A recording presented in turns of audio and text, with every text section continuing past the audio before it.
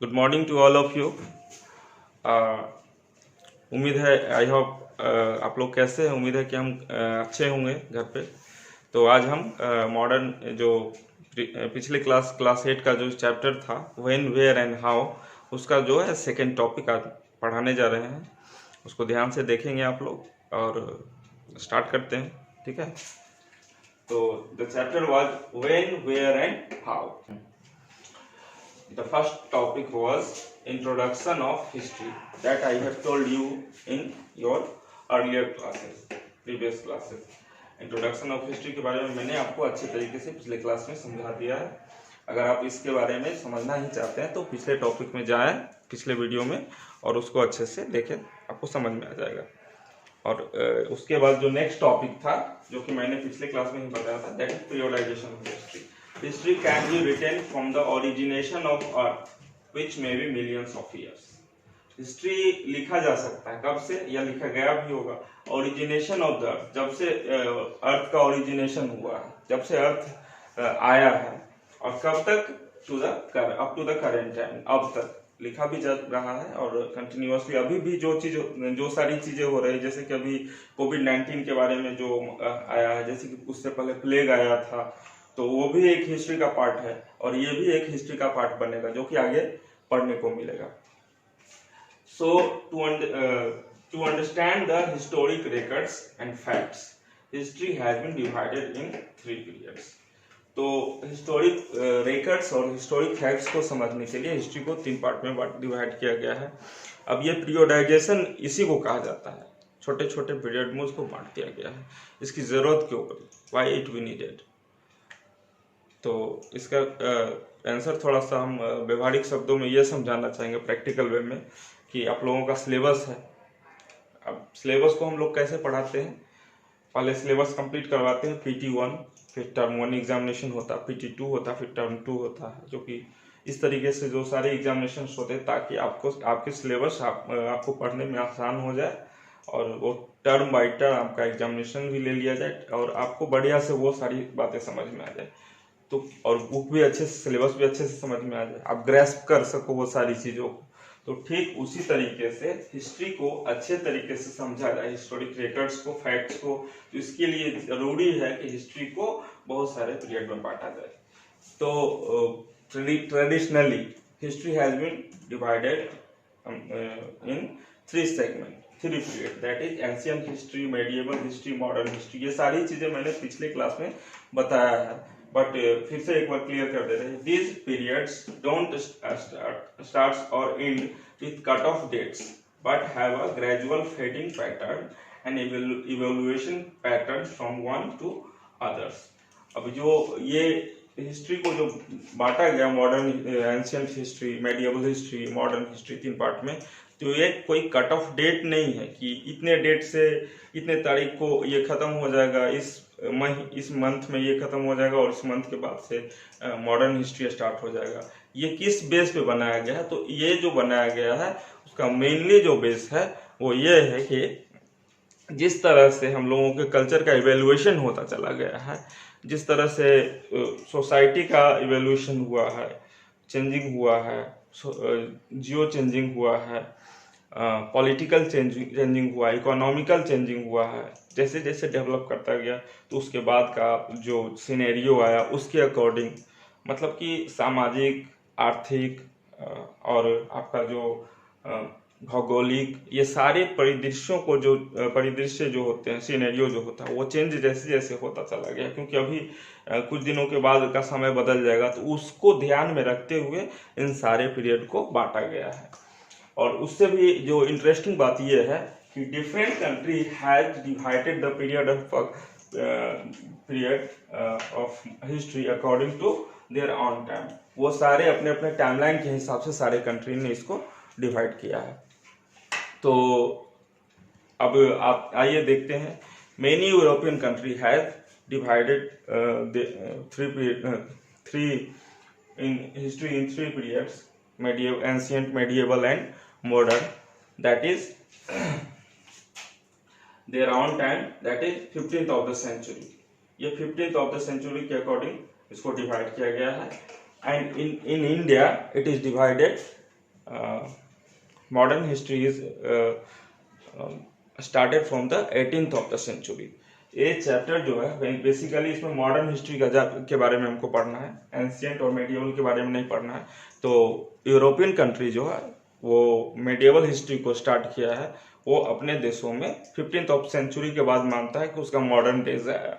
और हम हमारे देश में, हमारे कंट्री में इन सारी चीज़ों को जो मॉडर्न हिस्ट्री है उसको माना जाता है कि 18th ऑफ द सेंचुरी जो है वहाँ से स्टार्ट हुआ। तो ये 18th ऑफ द सेंचुरी जो था वो उस समय मुगल एम्पायर्स का डिक्लाइनेशन था। मुगल एम्पायर यहाँ पे खत्म होने जा रहा था, खत्म हुआ था। और अराइवल ऑफ यूरोपियंस का अराइवल हुआ था। तो ये जो है सो इसीलिए यहाँ पे 18th सेंचुरी से स्टार्ट हुआ। तो यूरोपियंस आया तो हमारे यहाँ उस समय से मॉडर्न हिस्ट्रीज को कहा जाने लगा। And it is also called in our India is colonial period. अब ये कॉलोनियल पीरियड क्यों कहा जाता है, तो इसके पीछे का रीजन है because in this period India was subjugated by the foreign powers. India foreign powers के कैप्चर में था। फॉरेन पावर जैसे कि उस समय फ्रांस भी था, कुछ डच भी थे, पोर्तुगीज भी थे, अलग अलग पार्ट में इंडिया के छोटे छोटे पार्ट में। और मेन रूप से ब्रिटिशर्स जो कि आ चुके थे, वो सारे के अधीन में इंडिया था। तो उस चीज़ को कहा गया हम कॉलोनियल पीरियड। उसको कॉलोनियल पीरियड का नाम हमारे हिस्टोरियन ने दिया। इसके बाद जो थर्ड टॉपिक है वो sources of studying modern history. तो मॉडर्न हिस्ट्री के बारे में जो मेनली इस चैप्टर में है, तो मॉडर्न हिस्ट्री का सोर्स क्या है ये पढ़ना था। तो मॉडर्न हिस्ट्री का जो सोर्स है उसमें जो मेन सोर्स बताया गया है, there are many source of modern history. Modern history के बहुत सारे सोर्सेज हो सकते हैं, कुछ भी, बहुत सारे sources that can not be explained in a few minutes.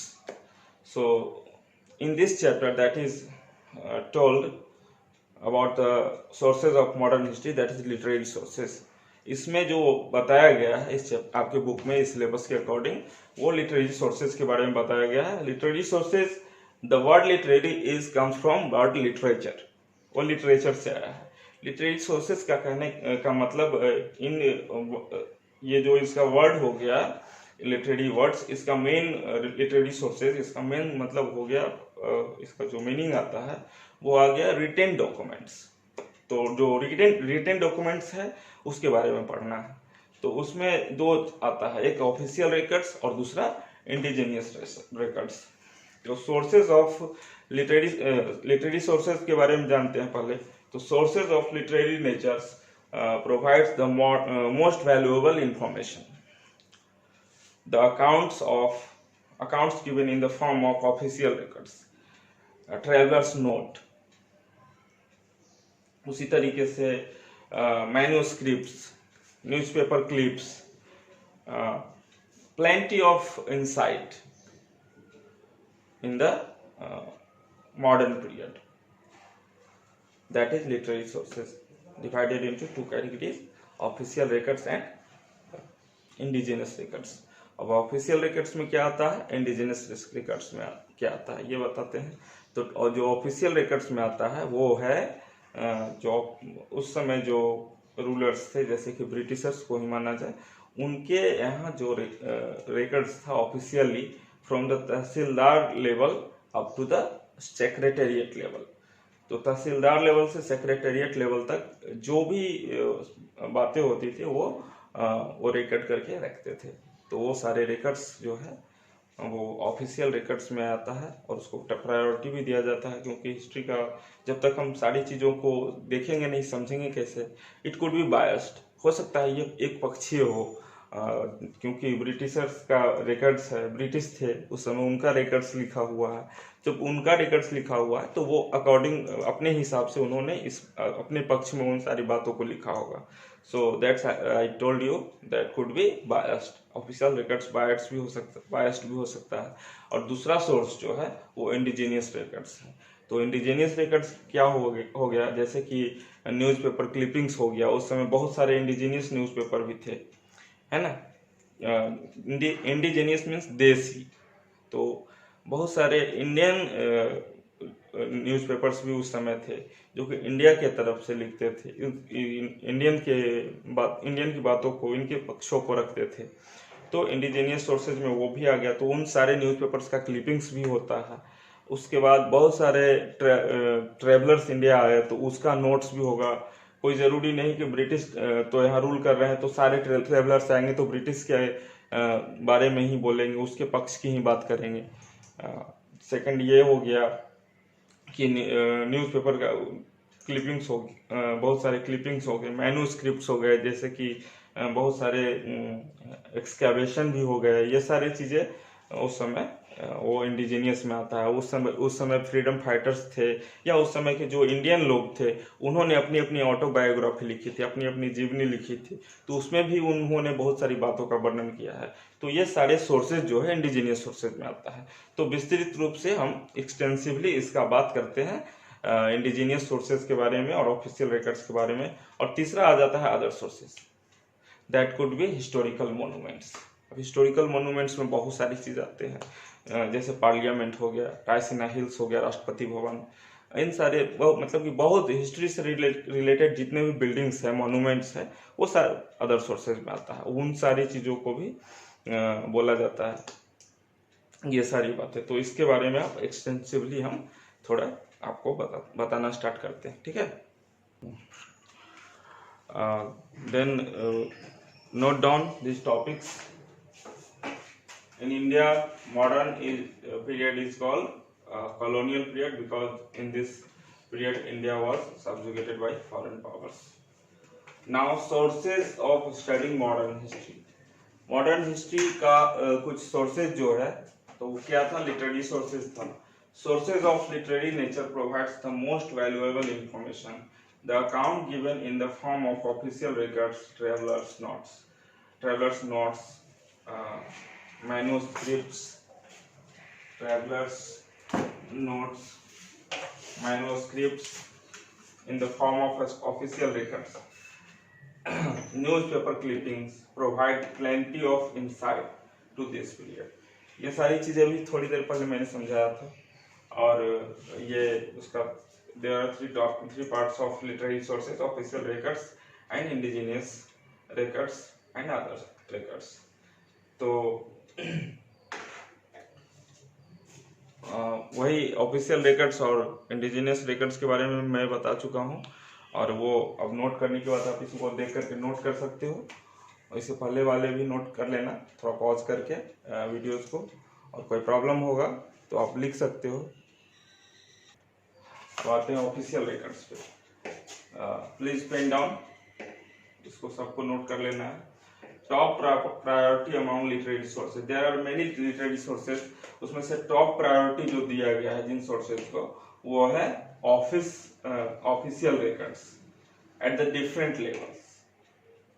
Sources are paper of government agencies, इसी को ऑफिशियल रिकॉर्ड्स करते हैं, जो पेपर गवर्नमेंट एजेंसी के द्वारा तैयार किया जाता है, रिकॉर्ड्स पे चढ़ाया जाता है at different levels, from the tehsildar level, tehsildar मतलब ब्लॉक लेवल से, up to the secretariat levels. Secretariat मतलब नीचे से लेकर के ऊपर तक हर सारे रिकॉर्ड्स जो गवर्नमेंट अपना बनाती है, लिखती है, उन सारे रिकॉर्ड्स को यहाँ पे दिया गया है। The British had carried many types of सर्वे, अपने समय में ब्रिटिशर्स ने बहुत तरह के सर्वे कराए थे, और वो उनके पीछे उनका मोटिव था कुछ न कुछ। तो आइए इसको भी थोड़ा सा देख लेते हैं। लाइक सर्वे ऑन आर्कियोलॉजी, तो आर्कियोलॉजी के पीछे भी topography, forest survey, geographical survey and census. तो जो फॉरेस्ट सर्वे है या फॉरेस्ट सर्वे है तो वो बिजनेस ट्रेड के हिसाब से किए थे। ज्योग्राफिकल सर्विस, तो जैसे कि यहाँ पे मिनरल्स वगैरह कहाँ पे कितना है ये पता करने के लिए। रेलवेज कैसे हो जाए, कम्युनिकेशन का जो मीन्स है वो कैसे बढ़ाया जाए, इन सारी चीज़ों को लेकर के कंडक्ट कराया था। क्या सेंसस भी कंडक्ट कराया था, मतलब पॉपुलेशन भी उस समय उन्होंने करवाया था। तो उसके पीछे क्या था उनका मोटो, उसके पीछे उनका मोटिव था कि कैसे भी करके यहाँ पे डेमोग्राफी को जाने, ताकि फिर हम यहाँ पे